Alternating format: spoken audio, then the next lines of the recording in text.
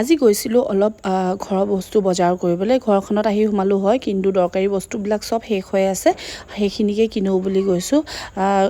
আজিকালি কি হয়, আগতে নিজৰ পাৰ্চ ওলমাই যাওঁ, আজিকালি বেবী ডাইপাৰ, ৱাইপছ সেইবোৰহে ওলমাই যাবলগীয়া হয়।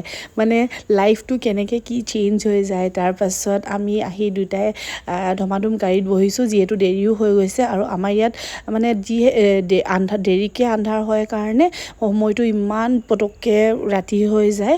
আৰু এইখনে আমাৰ কলনী, আমি য'ত থাকোঁ। এই কলনীখন ভিতৰৰ ফালে বৰ ধুনীয়া। ইয়াত আপোনাৰ 450টামান ঘৰ আছে। মানুহবিলাকে বৰ ধুনীয়াকৈ ৰাখিছে ঘৰ। আৰু এইখন হ'ল আমাৰ ওচৰতে উইকলি বজাৰ বহে। ইয়াত ৱেডনেছডে মাৰ্কেট বুলি কয় এইখন। ৱেডনেছডে প্ৰত্যেকটো বুধবাৰে মাৰ্কেটখন বহে। আৰু ইয়াত বহুত সস্তাত চব্জি আৰু ফ্ৰুটছবিলাক বহুত সস্তাত পায়। মানে ডিপাৰ্টমেণ্ট ষ্ট'ৰতকৈ আধা দামত পোৱা যায়। তাৰপিছত আমি আহি পালোহি ওচৰতে থকা বজাৰখনত। আৰু চাওকচোন, ইমান ধুনীয়া ধুনীয়া সৰু ছোৱালীবিলাকৰ কাপোৰ পোৱা যায় ইয়াত। আৰু ছোৱালী মানুহৰ কাপোৰতে পটককৈ চকু যায়। তাৰপিছত সেইখিনি জেগা স্কিপ কৰি এতিয়া মই আহিলোঁ দৰকাৰী বস্তু ল'বলৈ। বেবী ডাইপাৰ্ছ ল'লোঁ আৰু ঘৰৰ গ্ৰ'চাৰীজ কিবাকিবি শেষ হৈ আছিলে, সেইখিনি ল'লোঁ। তাৰপাছত আপোনাৰ বাল্টি ল'লোঁ। আমাৰ ইয়াত বাল্টি ইমান দৰকাৰ হয়, কাৰণ পানীবিলাক অকণমান নিমখীয়া টাইপ হয়, সেইটো কাৰণে বাল্টিবোৰ চেকা বহি যায়।